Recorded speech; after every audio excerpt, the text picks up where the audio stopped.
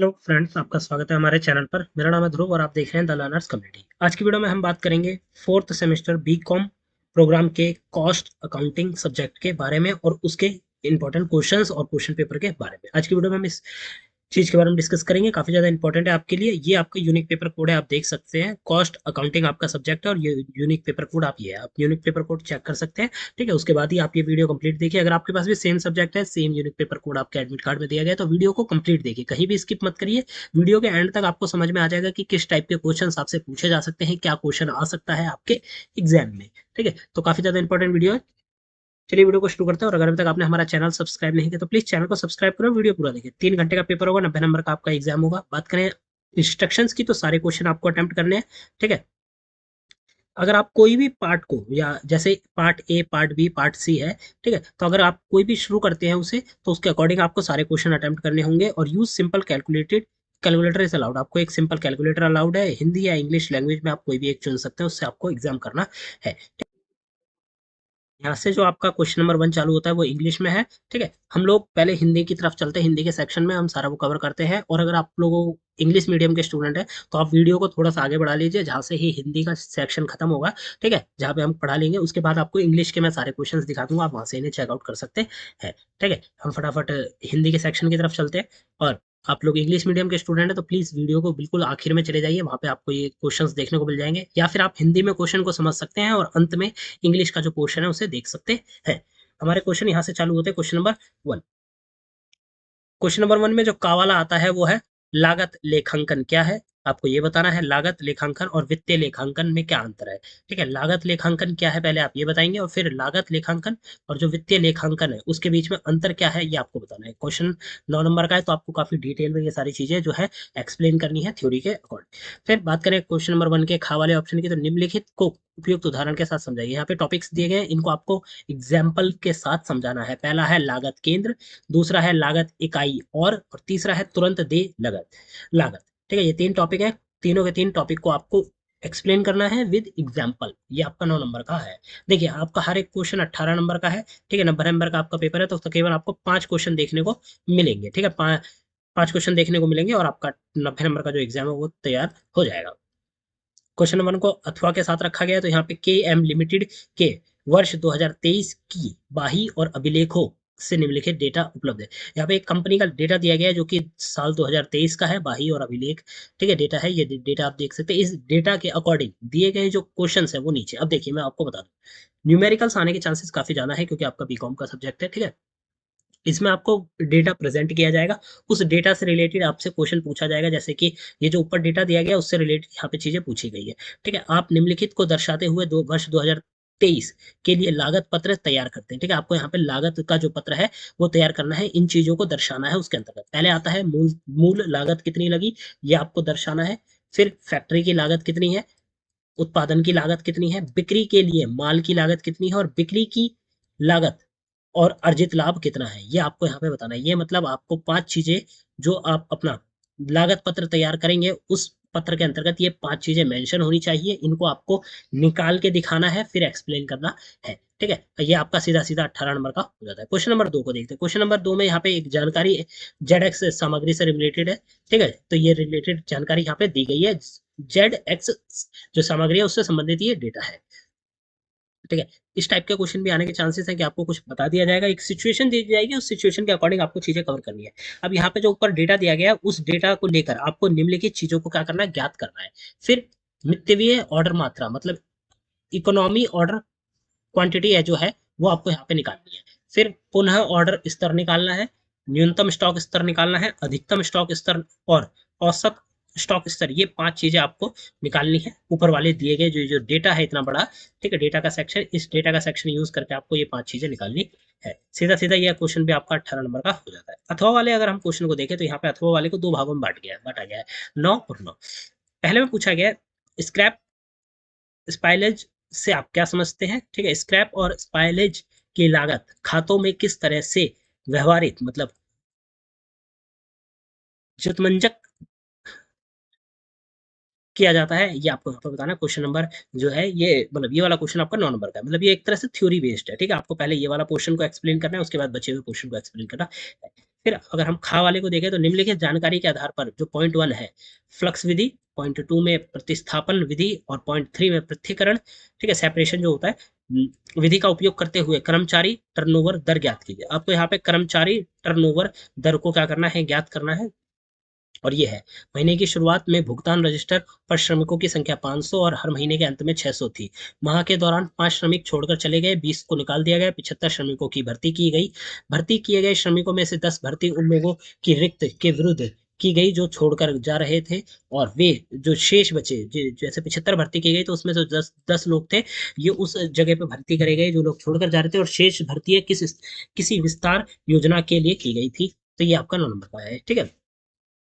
ये हो जाता है आपको। अभी ये जो नीचे दिया गया डेटा, इसके अकॉर्डिंग ये सारी चीजें आपको करनी है। क्वेश्चन नंबर 3 को देखते हैं। निम्नलिखित जानकारी किसी निश्चित फैक्ट्री के उत्पादन विभाग की गतिविधियों से संबंधित है। ये जो नीचे डेटा दिया गया है ये क्या है, किसी फैक्ट्री के प्रोडक्शन, किसी चीज की मैन्युफैक्चरिंग या हम कहें प्रोडक्शन के विभाग से रिलेटेड है, तो ये है। अब यहाँ पे क्या पूछा गया, विभाग में वर्ष 2023 के दौरान पूरे किए गए विशेष ऑर्डर से संबंधित डेटा इस प्रकार है, ठीक है। जो 2023 के दौरान जो पूरे विशेष ऑर्डर, जितने भी स्पेशल ऑर्डर थे, उनसे संबंधित डेटा ये दिया गया है। अब यहाँ पे यह चीजें पूछी गई है। चीजें क्या पूछी गई है कि भाई ऊपरी व्यय की वसूली के निम्नलिखित 3 तरीकों का उपयोग करते हुए इस ऑर्डर के लिए लागत किए गए तुलनात्मक विवरण आपको निकालना है। पहला आता है प्रत्यक्ष श्रम घाटे दर विधि, फिर दूसरा प्रत्यक्ष श्रम लागत दर विधि, और तीसरा आता है मशीनी घाटे दर विधि। ये 3 चीजें आपको निकालनी है। 18 नंबर का आपका ये क्वेश्चन हो जाता है। अब क्वेश्चन नंबर 3 को अथवा वाले ऑप्शन में देखें तो निम्नलिखित अनुबंधों के संबंध में को लाभ का पता लगाने की विधि पर उदाहरण सहित चर्चा कीजिए, ठीक है। यहाँ पे क्या है, अनुबंध से संबंधित जो लाभ है, मतलब प्रॉफिट है, उसका पता लगाने के लिए जो विधि है उसको उदाहरण के साथ आपको बताना है।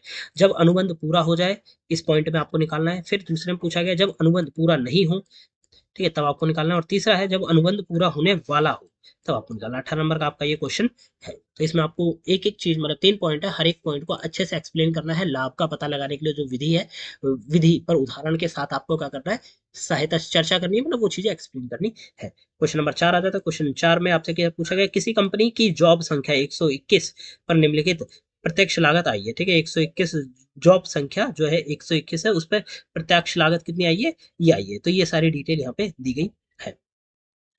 इन तीनों विभागों में ऊपरी व्यय का अनुमान इस प्रकार लगाया गया है। यहाँ पे जो व्यय विभाग दिए गए हैं, ABC विभाग दिए गए हैं, उनका जो अनुमान है वो इस प्रकार लगाया गया है, ठीक है। आप देख सकते हैं।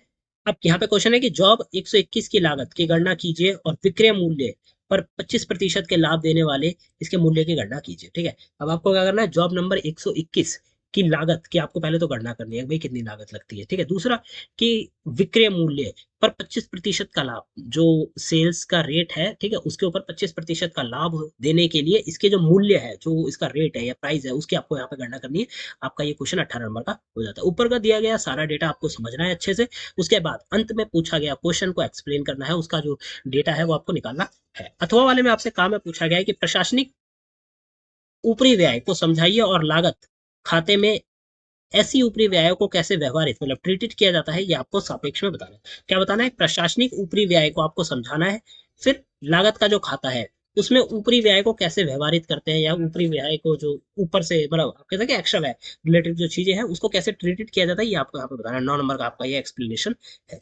खा में आपसे पूछा गया परिचालन लागत से आप क्या समझते हैं, इसकी अनिवार्य विशेषताओं का वर्णन कीजिए और बताइए कि इसे कहाँ उपयोगी ढंग से लागू किया जाता है, ठीक है। आपको क्या है, परिचालन जो लागत है पहले वो बताना है, इसकी विशेषताओं को बताना है, अनिवार्य विशेषताओं का वर्णन करना है, और अंत में आपको ये बताना है कि भाई इसको उपयोगी ढंग से कहाँ लागू किया जाता है। ये 9 नंबर का आपका ये भी हो जाता है। क्वेश्चन नंबर 5 आता है, जिसमें आपको क्या लिखा है, एक्स प्रक्रिया जानकारी दी गई है, ठीक है। निम्नलिखित जानकारी प्रक्रिया एक्स से संबंधित है, ये जानकारी दी गई है। अब यहाँ पे क्या है, आप FIFO मतलब फर्स्ट इन फर्स्ट आउट पद्धति का उपयोग करते हुए समतुल्य उत्पादन इक्विवेलेंट प्रोडक्शन की गणना कीजिए और प्रक्रिया एक्स का खाता तैयार कीजिए। आपको यहाँ पे प्रक्रिया जो एक्स है उसका खाता तैयार करना है, ठीक है। और ये 18 नंबर का आपका क्वेश्चन है। क्वेश्चन नंबर 5 का अथवा वाले में आपसे पूछा गया कि सामान्य अपव्यय, सामान्य असामान्य अपव्यय, असामान्य लाभ से आप क्या समझते हैं। लागत खाते, आप लागत खातों में इनकी कैसे,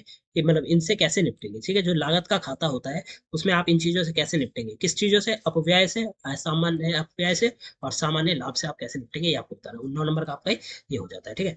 अब जो अथवा वाला ऑप्शन है ना वो दो दो मतलब दो भागों में बांटा गया है। तो उसमें ऊपर वाला 9 है, ये वाला। ठीक है, एकीकृत लेखांकन क्या है ये बताना है। एकीकृत खातों में फायदे और नुकसान बताइए। एकीकृत के जो खाते हैं उसके क्या फायदे हैं, मतलब बेनिफिट्स क्या है, और क्या उसके लॉसेस हैं।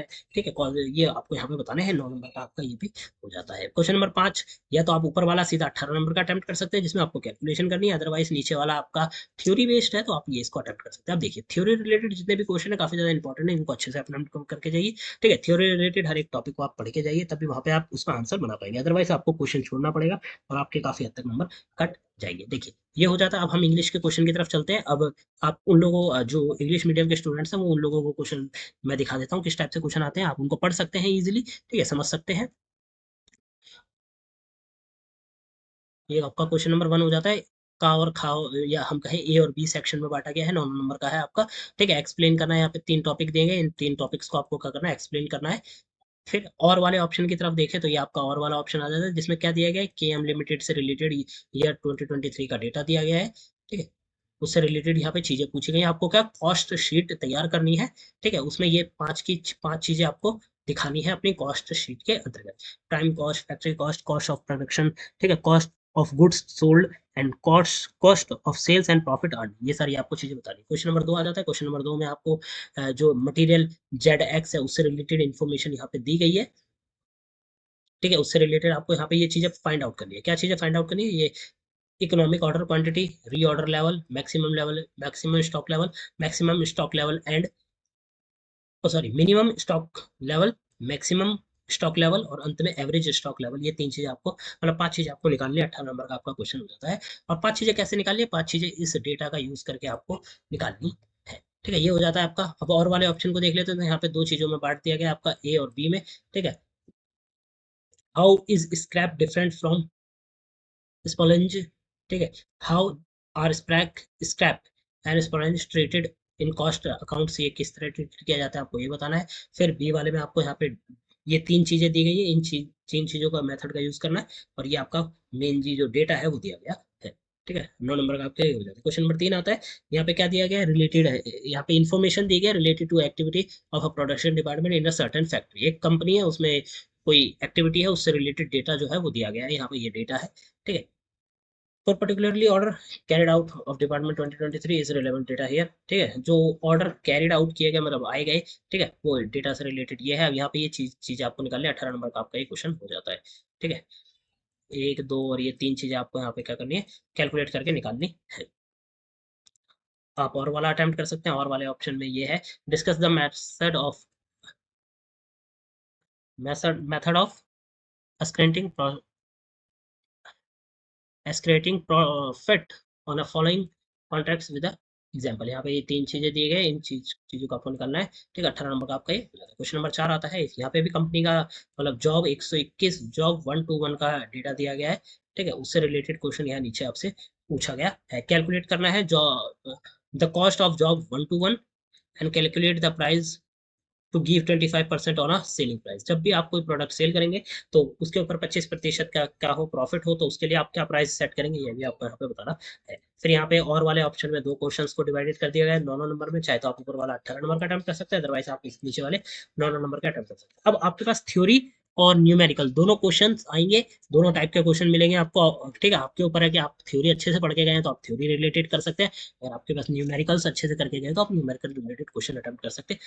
आपका लास्ट क्वेश्चन आता है प्रोसेस एक्स के बारे में। यहाँ पे रिलेटेड इन्फॉर्मेशन दी गई है, उससे चीजें यहाँ पे फर्स्ट इन फर्स्ट आउट दो मेथड है उसका यूज करके प्रोसेस एक्स का जो अकाउंट है वो आपको आप करना है। या फिर आप और वाला ऑप्शन तैयार कर सकते हैं जिसमें ए और बी में क्वेश्चन पूछे गए हैं। 9 नंबर के आपके ये क्वेश्चन है। ठीक है, तो ये हो जाता है आपका क्वेश्चन पेपर। फिर यहाँ से हिंदी का सेक्शन चालू हो जाता है। ये आपका cost accounting B A honours sorry B A B com program 4th semester का ये आपका सब्जेक्ट है। यूनिक पेपर कोड आपका ये क्वेश्चन पेपर काफी इंपॉर्टेंट है, प्रीवियस ईयर का है। तो एक बार ना आप इस क्वेश्चन पेपर को प्रिपेयर करके जरूर जाइए एग्जाम में। ठीक है, आपके काफी हद तक जो डाउट्स है वो क्लियर हो जाएंगे, क्वेश्चन रिलेटेड, न्यूमेरिकल रिलेटेड और थ्योरी रिलेटेड। तो इस चीज को जरूर कवर करके जाइए। और वीडियो आपको कैसी लगी आप हमें जरूर बताएं। वीडियो अच्छी लगी तो लाइक शेयर सब्सक्राइब करना मत भूलिएगा। डिस्क्रिप्शन बॉक्स में लिंक दिया गया है हमारे ऐप का, हमारे टेलीग्राम का, हमारे इंस्टाग्राम का। आप जाइए, जुड़िए, आपका कोई भी डाउट हो डायरेक्टली आप हम लोगों से पूछिए। मिलते हैं अगली वीडियो में। Thanks for visiting on my channel guys.